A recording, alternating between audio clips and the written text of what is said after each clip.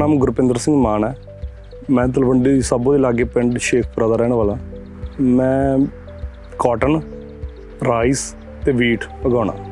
मैं अराउंड 4 साल हो गए मैनू, शायद जिथे तक मैनू याद आ भी 4 साल हो गए मैनू यूज़ करदे नूं। ज़्यादा कॉटन च यूज़ पैंदी क्योंकि कॉटन में थोड़ी ज़्यादा डिजीज़ आ जाते हैं तो साडा एरिया जिहड़ा हैगा भी थोड़ा है तो कॉटन बेल्ट ही है, सो हैल्थ चैक लिए मैं ज़्यादा यूज़ करना। जिद्दां वैदर फॉरकास्टिंग हैगी आ ਉਹਦੀ थोड़ी एक्यूरेट हैगी, जिद्दां आपां दूसरे उसदे हैं तो ਤੁਹਾਨੂੰ एक ही ऐप 'ਚ सारा कुछ मिल जाता, वो भी थोड़ा सौखा हो जाता। तो एक हैगा भी लाइक फर्टिलाइज़र कैलकुलेटर, वो भी बहुत हैल्पफुल है।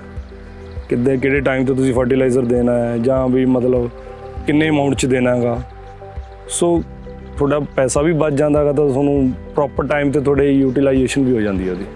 हाँ जी, गोल्डन वाइट फ्लाई आई सी पंजाब 'ਚ, मैनूं याद आ 3 साल पहला। उदों कॉटन वाहवा लगदा सीगा साडे इत्थे, बहुत ज़्यादा लगदा सीगा। ਤਾਂ ਉਹ ਕਿਤੋਂ ਵੀ ਰੋਕ ਨਹੀਂ ਹੋ ਰਹੀ ਸੀ, ਤਾਂ ਕਰਕੇ ਪਲਾਂਟਿਕਸ ਤੋਂ ਹੈਲਪ ਲਈ ਸੀਗੀ।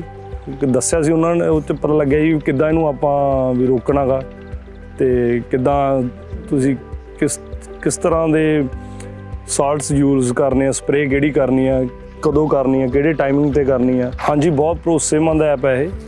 ਮੈਂ ਤਾਂ ਕਹਿੰਦਾ ਸਭ ਨੂੰ ਯੂਜ਼ ਕਰਨੀ ਚਾਹੀਦੀ ਹੈ। ਪੰਜਾਬ 'ਚ ਜਿੱਦਾਂ ਵੀ ਫਾਰਮਰਸ ਹੈਗੇ ਨੇ, ਮੈਂ ਆਪਦੇ ਫਰੈਂਡਸ ਨੂੰ ਵੀ, ਰਿਲੇਟਿਵਸ ਨੂੰ ਵੀ, ਜਿੱਦਾਂ ਮੇਰੇ ਖੇਤ ਦੇ ਗਵਾਂਢੀ ਹੈ, ਇਹਨਾਂ ਨੂੰ ਵੀ ਕਈਆਂ ਨੂੰ ਮੈਂ ਰੈਕਮੈਂਡ ਕੀਤਾ ਗਾ।